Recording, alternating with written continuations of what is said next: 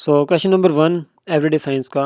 ये repeated questions हो चुके होते हैं लेकिन ये एक वन लाइनर है, ठीक है ना।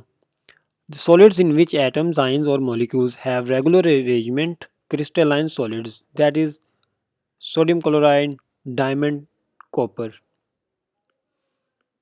ठीक है, ये क्रिस्टलाइन सॉलिड्स होते हैं।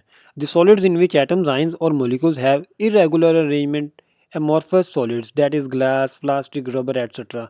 ये एमसीक्यूज पूछ लेते हैं, ठीक है। The energy required to remove an electron, क्या कहते हैं, एनाइजेशन एनर्जी, जो कि हम 9th में बहुत ज़्यादा पढ़ चुके हैं और सेकंड ईयर के एफएस में भी बहुत ज़्यादा है।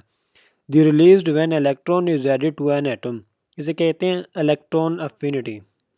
The tendency of an atom to attract electrons is called electronegativity. The distance between nuclei of two atoms called bond length, इसे कहते हैं bond length. The distance between nucleus and outermost shell, that is atomic radius. Classifications of elements on basis of physical and chemical properties by, किसने कहा था, अल-राजी ने। Modern periodic law, मूजले 1913 में इसने कहा था कि सब इतने शेल होते हैं, इसके अंदर इतने शेल होते हैं, तो इसने एक ऑक्टेट रूल भी दिया था। आई रिमेंबर 9th क्लास में 3rd चैप्टर में है ये। Lightest metal that is called lithium, heaviest metal is osmium, most reactive metal francium. ठीक है, और एवेपोरेशन प्रोसेस क्या होता है, the process of turning from liquid into vapours.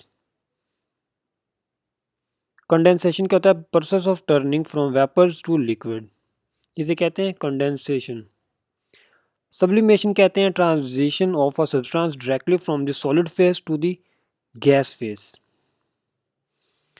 उम्मीद है आप लोगों को समझ आई होगी। प्लीज़ सब्सक्राइब मेरे यूट्यूब चैनल और अपने दोस्तों से शेयर भी कर दिया करो, मुझे भी सपोर्ट मिल जाती है और उनका भी बेनिफिट हो जाएगा।